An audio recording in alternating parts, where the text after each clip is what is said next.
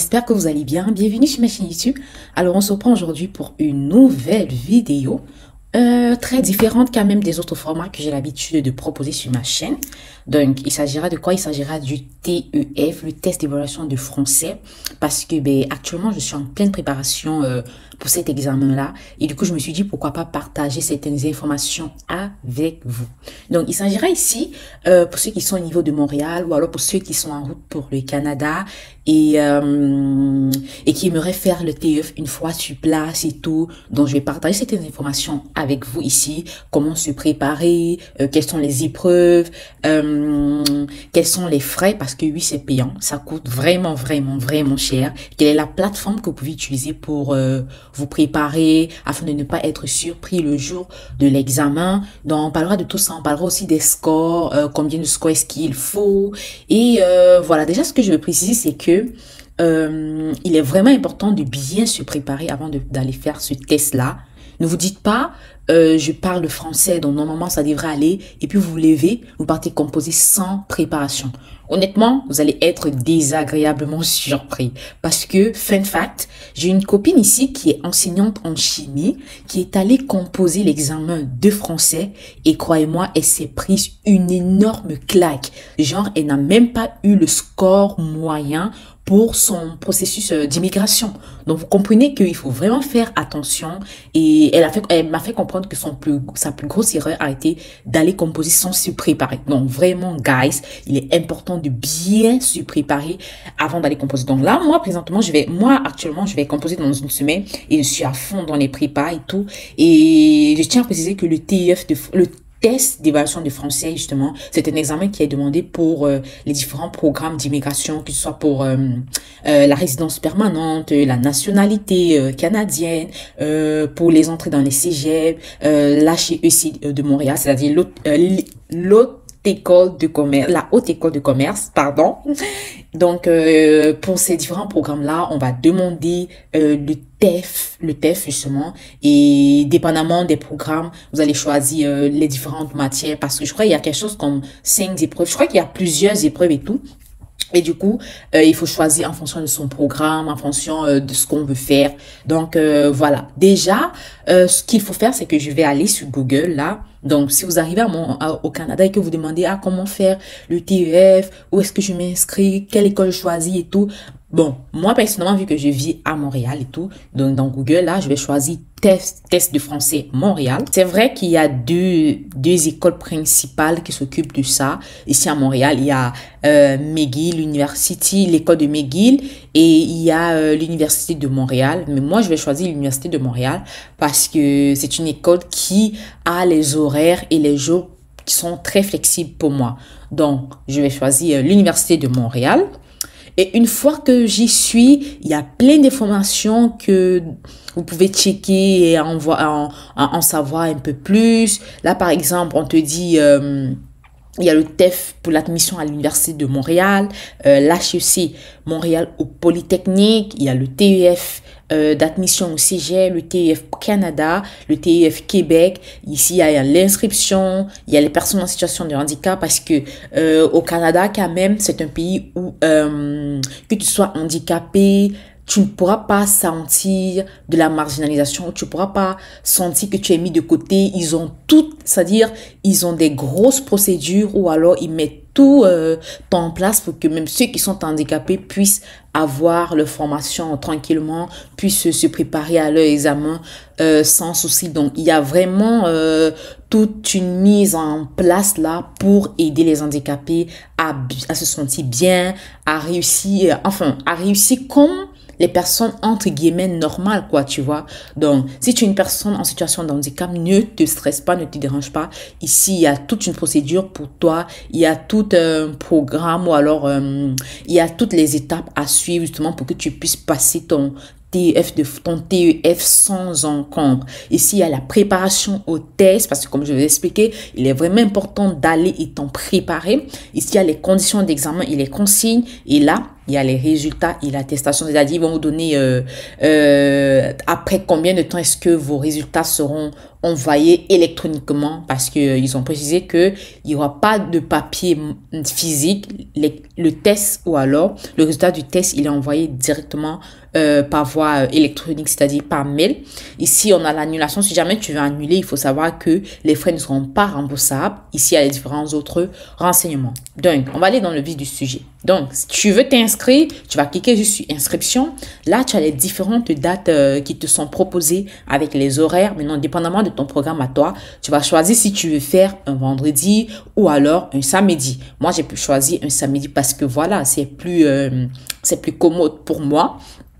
Et une fois que tu as choisi ta date, là, tu vas voir toutes les épreuves. On a la compréhension orale, tu as les prix ici. La compréhension orale, elle est au prix de 140 $. Compréhension écrite, 70 $. Expression orale, 140 $. Expression écrite, 70 $.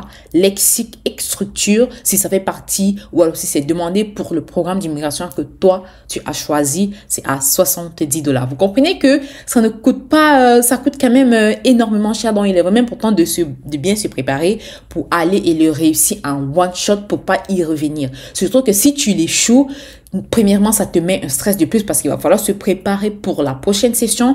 Et il est précisé que lorsque tu as passé le test, le TEF, il va falloir attendre une période de carence de 30 jours avant d'aller recomposer. Donc, t'imagines déjà le stress que ça te met. Tu ne parviens pas à avancer dans ta procédure d'immigration. Et du coup, il va falloir payer à nouveau. Donc, tu vas te retrouver là à approximativement une somme de 1000 $ pour le TEF si du coup tu t'es pas bien préparé et que tu échoues la première fois, tu comprends. Donc voilà les prix et tout. Ensuite, lorsque tu as le montant ici, tu vas cliquer sur inscription en ligne. Et ici, voilà, c'est comme un espace où tu peux choper, sauf qu'ici, ça n'a rien à voir avec les habits, les vêtements, les chaussures ou alors les aliments. Ici, tu vas choper, mais tu vas choper les différentes épreuves, tu vas les mettre dans ton panier.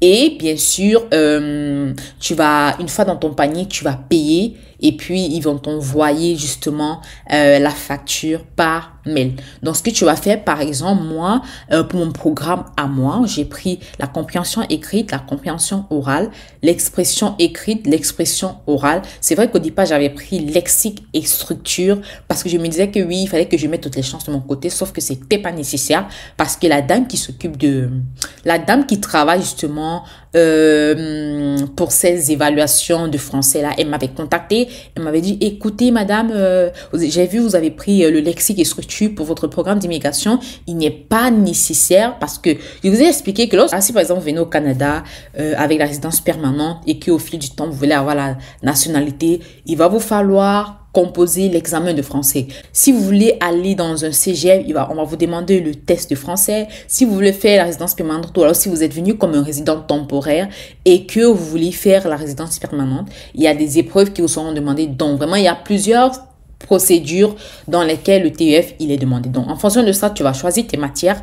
Moi par exemple, j'ai pris la compréhension écrite, donc je viens là, je vais mettre une unité. Compréhension orale, je vais mettre là une unité. Et pour l'expression écrite, je vais mettre une unité également. Pour l'expression orale, je vais mettre une unité et that's it. Donc je vais aller au niveau de mon panier, je vais recalculer. Voilà, et là ça nous coûte 420 $. Donc, ça m'a coûté 420 $. Et puis, lorsque tu as choisi tes matières, tu vas cliquer sur étape suivante. Et si tu n'as pas encore de compte, tu vas créer ton compte et tu vas payer et tu recevras la facture. Donc, maintenant qu'on a fini avec tout ce qui est inscription et tout, on va voir ce que ça donne au niveau de la préparation au test. On va voir ce qu'ils proposent à l'intérieur. Donc, il faut comprendre que pour mieux se préparer pour le test de français, on a les tutoriels. Ils ont les tutoriels qu'ils proposent. Ils ont les examens d'épreuves. Ils ont également Prep My Future, qui est une plateforme qui te permet de te préparer convenablement pour ton test de français. On verra ça dans quelques instants là. Donc, pour l'instant, on va aller dans les tutoriels. Donc, dans les tutoriels, il précise que voilà, on a 3 épreuves écrites et 2 épreuves orales. Maintenant, Là, on a le TEF, là, on a, pardon, la compréhension écrite. On va voir ce qui est mentionné. Pour cette épreuve de compréhension écrite, il est question vraiment de juger ou alors d'évaluer votre capacité à comprendre le français. Et ça dure 1 heure. Donc, on va voir ce que ça donne déjà niveau pratique là. Donc, par exemple, ici, ce qu'ils font, c'est quoi? On va te donner une brochure, on va te donner ou alors un petit document avec des informations inscrites là-dessus. Et puis, on va te demander le document. Qu'est-ce qu'il est le document? Donc, dépendamment des informations que tu as ici, tu vas répondre si le document, c'est un article de journal, si le document est une brochure touristique, une invitation à un spectacle ou alors si c'est une publicité pour une association. Donc, tu vas bien lire le document, tu vas bien observer, tu vas répondre à la question et ainsi de suite. Pareil ici, il te donne un document ou alors il te donne un texte et puis tu vas répondre à la question et il est vraiment important de lire correctement le texte pour répondre aux questions parce que parfois il y a des petits jeux de mots. Depuis que je me prépare, je me rends compte que c'est un examen où il faut aller en étant très concentré parce qu'il y a beaucoup de jeux de mots, il y a beaucoup de nuances et tout. Donc du coup, si tu n'es pas attentif, tu peux vraiment passer à côté. Donc là, vous voyez, il y a 25 questions et pour une période d'1 heure. Donc, c'est tout ce qui concerne la compréhension écrite. On va aller à une autre épreuve pour voir comment est-ce que ça se présente. Là, on a la compréhension orale. Ce qu'il est important de savoir, c'est qu'ici, il est question justement de juger ta capacité à comprendre la langue française. Au niveau de la compréhension orale, voilà, ils vont mettre des audios que vous allez écouter. Et puis, dépendamment des informations qui se trouvent dans cet audio-là, vous allez choisir si c'est une tarte, par exemple, parce que c'est le cas présent. Donc, est-ce que, d'après les informations qu'il y a dans l'audio, on parle d'une tarte et du café? Est-ce qu'on parle plutôt des frites? Est-ce qu'on parle plutôt du pain? Est-ce qu'on parle plutôt de la pizza? Dépendamment de cela, tu vas sélectionner ici et tu as la possibilité justement de cliquer ici au niveau de correction pour voir si tu as trouvé ou pas. Et ça te permet d'avancer, ça te permet de comprendre si ça te permet de comprendre quelle erreur tu as faite, pourquoi ça devrait être telle réponse et pas l'autre. Donc c'est un peu ça. Et une fois que vous avez terminé, vous allez aller sur suivant pour le prochain exercice. Vous voyez, vous avez différentes images là. Vous allez écouter l'audio et vous allez choisir ainsi de suite. Donc, on va aller à l'expression écrite et voir ce qu'il en est. Déjà, ce que je veux préciser, c'est que pour les 4 épreuves, les 3 épreuves se font sur ordinateur. Donc, compréhension écrite, compréhension orale, expression écrite, ça se fait sur ordinateur. À l'exception de l'expression orale qui est fait en présentiel ou alors qui est fait avec l'examinateur ou alors avec l'examinatrice. Donc, dans l'expression écrite, on va juger ta capacité à écrire du français, à bien formuler les phrases, à respecter les syntaxes, à respecter la composition normale d'une phrase, c'est-à-dire le verbe, le sujet, le verbe, le COD, le complément d'objet direct. Donc ici, on va juger ta capacité à bien écrire le français. Donc, on va cliquer dessus pour voir ce qu'il en est. Il s'agira ici de quoi? Il s'agira ici de vous donner, parce qu'il y a 2 sections dans l'épreuve d'expression écrite. Il y a la section A, il y a la section B. Dans la section A, on va te donner un sujet ou alors on va te donner un énoncé. On va te donner un énoncé d'un article de presse et tu vas devoir le terminer avec tes propres mots entre 90 et 180 mots. Donc, tu dois respecter ce nombre de mots-là. Ça ne doit pas excéder 180 mots et ça ne doit pas être en deçà de 90 mots. Donc, il est vraiment important de faire attention à ça, de respecter les consignes. Donc, par exemple, dans la section A, pour ce premier sujet, il s'agit d'un mariage au sommet. C'est un début d'article de presse. On te dit, le week-end dernier, 20 couples péruviens ont grimpé au sommet d'un volcan de la cordillère des Andes. Ils désiraient se marier à l'altitude record de 5826 mètres. Donc, on te donne un sujet comme ça. Il faut que tu complètes justement avec tes propres mots. Là, il va falloir vraiment être créatif. Il va falloir vraiment que tu puisses être, comment dirais-je, que tu puisses rapidement réfléchir et tout et compléter cet énoncé avec entre 90 et 180 mots. Un autre exemple de sujet, un lion sème la panique. Hier, à la tombée de la nuit, un gardien de zoo a remarqué que le lion n'était plus dans sa cage. Aussitôt après, il a entendu de grands cris. Donc voilà, un autre type de sujet que vous pouvez vous entraîner déjà à rédiger la suite de l'article et question de vous préparer déjà pour ça. Un autre sujet, une mamie en colère, une dame âgée de 80 ans a surpris deux hommes en train de voler sa voiture. Pas effrayée, elle a décidé de leur donner une bonne leçon. Donc voilà, des exemples de sujets comme ça pour la section A où il va falloir terminer avec ses propres mots. Donc là, on va aller à la section B. Il s'agira de quoi? Dans la section B, on donne un sujet. Un peu comme au collège, au lycée, et je crois même à l'université. Pas trop à l'université. Bon, oui, peut-être qu'à l'université aussi, oui. Donc, on va vous donner, dans la section B, on donne un sujet. On donne soit une citation d'un auteur, soit un sujet d'auteur comme ça, où il va falloir, toi, donner ton opinion. Il va falloir que toi, tu donnes ton avis en respectant les codes. C'est-à-dire que, vous savez, les sujets de dissertation qu'on nous donnait au collège ou au lycée, où il fallait faire l'introduction, le développement, la conclusion. Quoique, il précise que c'est pas tellement nécessaire. Le plus important est de soutenir ou alors, premièrement, tu vas faire un paragraphe où tu soutiens la thèse de l'auteur. Voilà, tu vas soutenir les propos, de l'auteur. Et ensuite, dans un autre paragraphe, tu vas réfuter ses propos avec des arguments soutenus, avec des arguments qui sont compréhensibles, compréhensifs et qui sont logiques et qui sont cohérents. Donc, au niveau du développement, ce que tu vas faire, c'est que tu vas soutenir les propos de l'auteur et ensuite, tu vas réfuter cela. Donc, c'est un peu comme la thèse et l'antithèse pour ceux qui se souviennent au lycée. Donc, par exemple, ici, on dit « Il faut d'urgence supprimer la publicité à la télévision ». Dans un premier temps, quels sont les arguments que tu vas mettre? Tu vas donner des arguments. Tu vas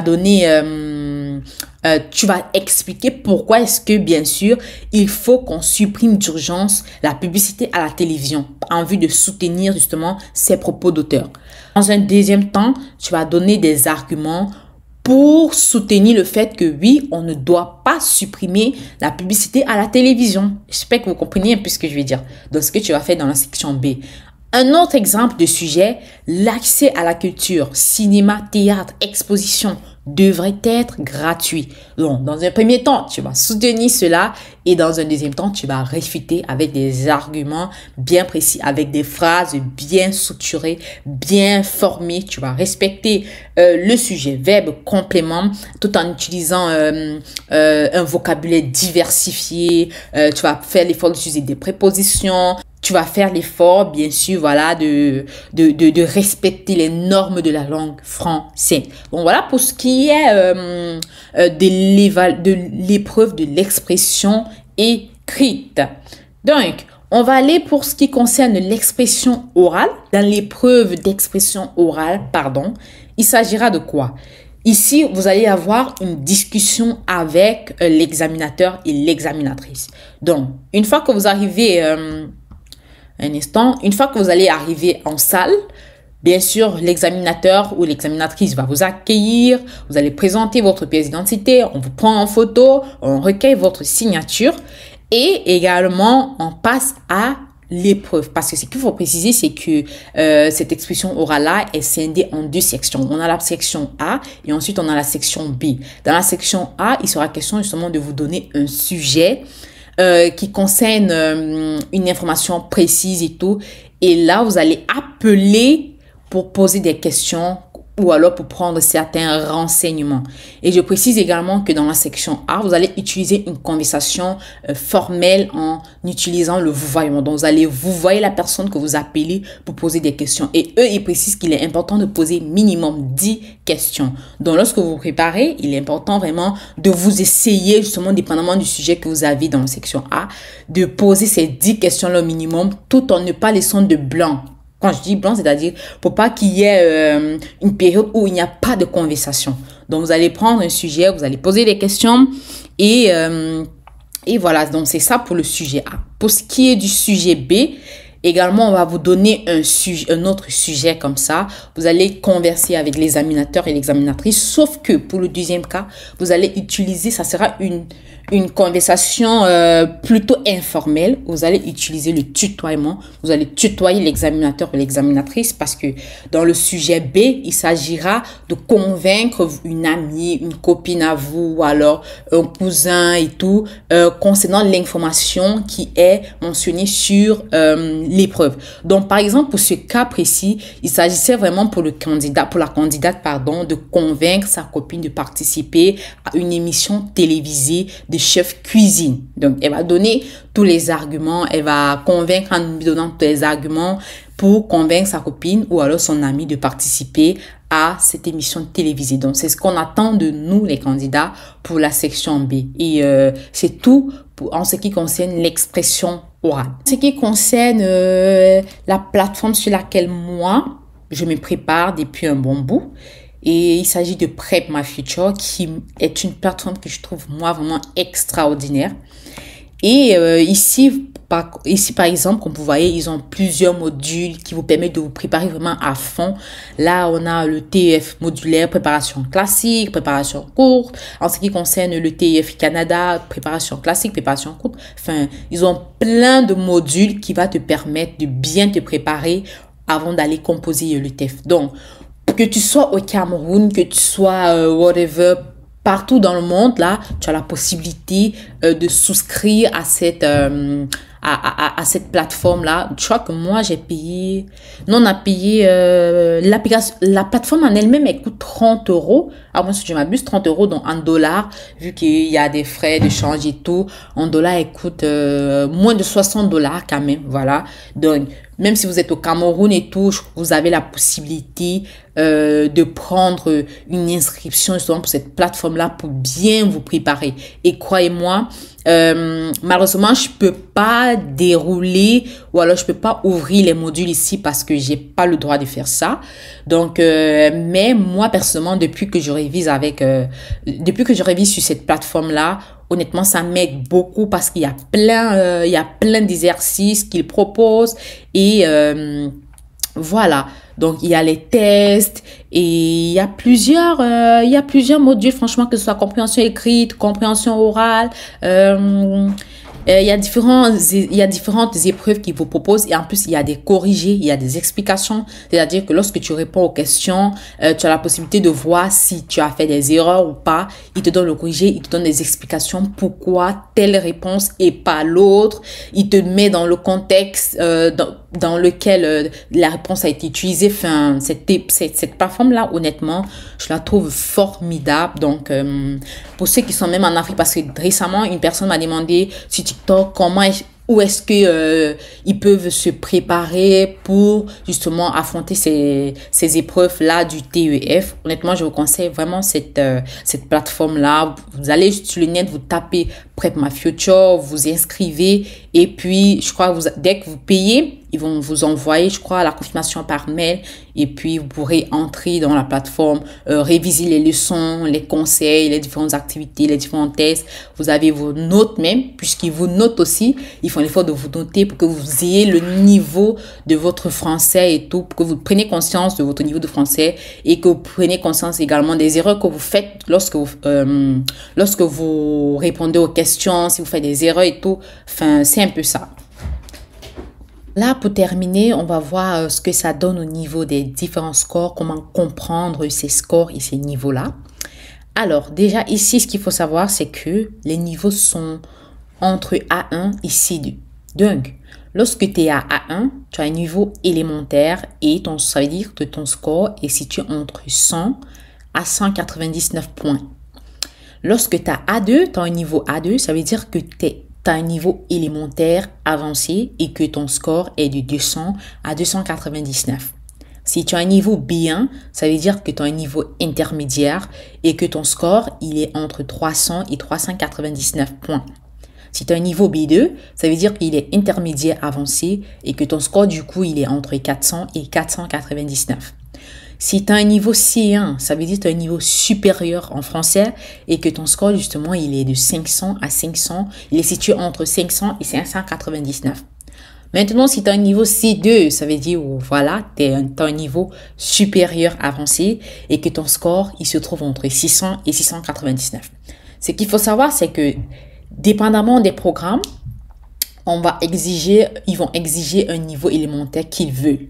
Donc, pour différentes procédures, alors pour différents programmes d'immigration, le niveau qu'ils vont exiger, par exemple, en français pour un cégep, c'est pas le même niveau qu'ils vont exiger, par exemple, si tu es dans une procédure de naturalisation, c'est-à-dire d'obtention de nationalité canadienne, ou alors si tu es dans une procédure de résidence permanente. Donc, dépendamment des programmes que tu veux choisir, que tu veux faire, ils vont exiger un niveau de français bien précis. Là, revenons un peu ici. Tu comprends que si par exemple toi, dans ta procédure, on t'exige un niveau de français B2 et que du coup toi, tu n'as que A2, tu comprends que là, c'est compliqué pour toi. Ils vont te demander forcément de refaire parce que tu n'as pas le niveau qu'ils exigent, qu'ils demandent. Donc, il est vraiment important de bien se préparer pour justement mettre la barre haute et avoir le maximum de bonnes notes possibles. Vous comprenez? Donc, c'est un peu ça. Donc, c'est tout pour cette vidéo. J'avais juste voulu partager ces petites informations-là avec vous, vu que moi également, je suis en pleine préparation du TEF et j'espère que la vidéo vous aura aidé et j'espère justement que ça va motiver des personnes qui veulent depuis faire le TEF mais qui hésitent encore ou alors qui traînent le pas. Donc, sur ce, je vous dis merci de m'avoir suivi et on se reprend à la prochaine pour une nouvelle vidéo et j'espère surtout que ce format de vidéo vous aura plu. Si c'est le cas, n'hésitez pas de me laisser un like, un commentaire ou alors votre avis. Moi, ça me fait plaisir. Sur ce, je vous dis à la prochaine. Bye bye.